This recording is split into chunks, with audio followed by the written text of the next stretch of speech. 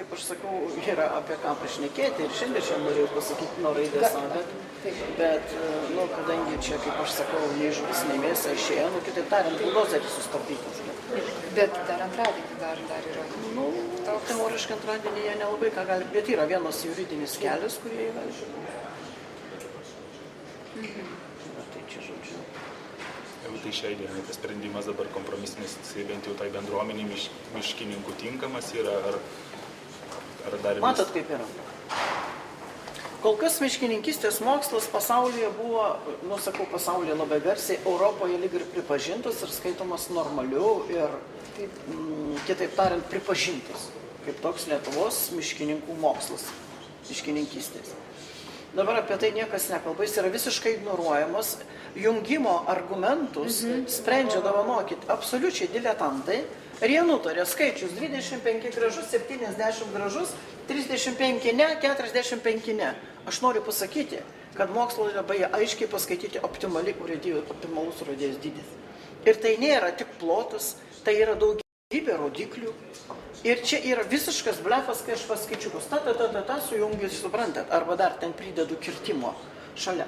Tai šitie dalykai, jie yra suskaičiuoti, tam institutė dirbo žmonės daug metų ir pagal europinius tos pačius parametrus, rodiklius.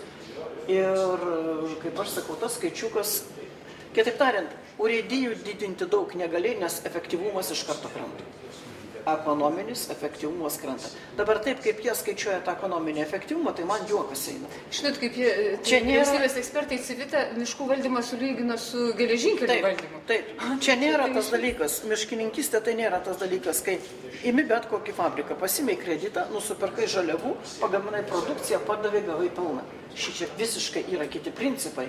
Ir už tai daugelį valstybių miškai yra valdomi pagal miškų įstatymą, kuris vėl ne visai atitinka kitus įstatymus. Todėl, kad tai yra specifika labai didelė. Čia vos netgi kiekvienas miškas galėtų savo įstatymą turėti. Todėl, kad tai yra, reiškia, didžiulis kompleksas klausimų ir problemų. Gyvas organizmas. Tai va, ir kada jie čia šneka ir suveda tik tai į vieną dalyką, reiškia šiuo atveju plotą. Kaip aš sakau, čia, jeigu protingai pažiūrės tas, kas sprendžia klausimus, čia, kaip aš sakau, tas 30 000 yra normali, bet 30, jeigu neapsistos ant 70, tai yra blogai. Tas viskas krenta visiškai. O žiūrėkit dabar, pavyzdžiui, dėl miškų funkcija, nes jie visi čia pelnas, efektyvumas, korupcija kalba. Ir prasideda. O dabar su ta funkcija, jie ir socialinę funkciją atlieka, ta prasme daugybė šitų, gal jūs galite plačiau tą tokią temą išskleisti. Ką pametė vyriausybė, ką pametė Seimas? Apskritai yra dabar paimtas kaip eilinės valstybės įmonės fabriko, pagal tuos pačius ekonominius rodiklius norima padaryti, kad veiktų urėdija. Aš konstatuoju faktą. Pradžioj, kad urėdijos kaip tokia, tegu vardas būna kitas, nesvarbu. Miško įmonės, reiškia, pagrindinė funkcija nėra prekyba mediena. Pagrindinė funkcija yra valstybė, taip kitko, miškas Lietuvoje yra pats didžiausias Lietuvos valstybės turtas. Mes jo neturime didesnio. Ir negalima didžiausiam valstybės turtui eiti va šitokių buldozerinių principų ir spręsti klausimus, reiškia, nenagrinėjant tų 100 komponenčių nematyti, o pamatyti vieną pelną. Tai ir konkrečiai šiuo atveju mediena. Mediena, ponai, kainos mes niekuomet nesužinosim tikrosios, todėl kad mes medieną, kurią šiandieną kertame, iš tikrųjų yra mūsų prosenelių užauginta, net ne senelių. Todėl medienos kainos niekas pasaulyje tikrosios nežino. Suprantat, kaip yra? Ir paimti biznį, kad aš padariau biznį, šiuo metu kiek aš pardaviau, už tokią sumą aš gavau, tai yra visiškai dabar pasidavė Seimas medienos apdirbėjų diktato, aš sakau tiesiai ir šviesiai. Kas yra miškų urėdija? Miškų urėdija tai yra jos pagrindinė funkcija valstybės turtą tausoti ir auginti ir prižiūrėti ir saugoti, bet atliekant šitas funkcijas jinai gauna šalutinį, pabrėžiu žodį, produktą medieną, kurie reikia realizuoti, nes tai valstybės turtas, tvarkingai realizuoti, parduoti ir gauti, žinoma, biznį padaryti iš to produktą. Bet pabrėžiu žodį šalutinį. Tai nėra pagrindinis, nes jeigu šnekam apie pagrindinį, tai šitą pardavimą, kirtimą ir visą turėtų daryti mūsų net ne anūkai, proanūkai. Suprantat? Reiškia, mes laikė išsitempė šitas dalykas labai ir todėl klausimas yra šiandieną esminis. Miško urėdija negali bankrutuoti, nes ne biznis jai esmė, jai turto saugojimas. Nes miškas tai nėra, pabrėžiu žodį, tik mediena, tai yra oras, tai yra aplinka, tai yra klimato kaita, tai yra žmogaus gyvenimo sąlygos, tai yra visa bioįvairovė, pradedant žvėrim, paukščiais ir kuo tik mes norim ir augalyje visą. Suprantat? Ir negalima paimti biznį. Todėl iš principo miškų urėdija negali tapti akcinė bendrovė, kai bus pagrindinis dalykas pelnas. Pelnas nėra urėdijos pagrindinis tikslas. Man labai juokingai, kada visi ištraukia, kad valstybinių kelių statyba, va štai bus pagrindinė nevykdo. Juokas man kelia. Dievuliau brangus, visiškas dilitantizmas. Valstybinis mąstymas dingsta. Visiškas dilitantizmas. Ką šiandieną Lietuvos valstybė iš tikrųjų reikia daryti ir ko aš nematau, gerą 12-13 metų. Nei viena vyriausybė nediskutavo apie miško kompleksą kaip didžiausią Lietuvos valstybės turto panaudojimą.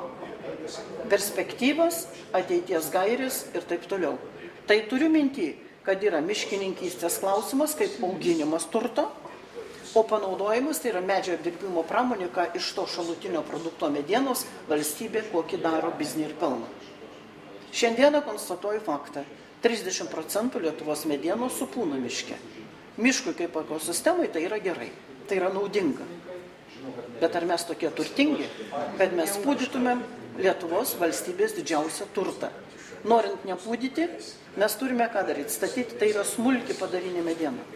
Tai yra statyti celiuliozės fabriką arba, reiškia, kitaip tariant, plokščių, kur reikia smulkios medienos.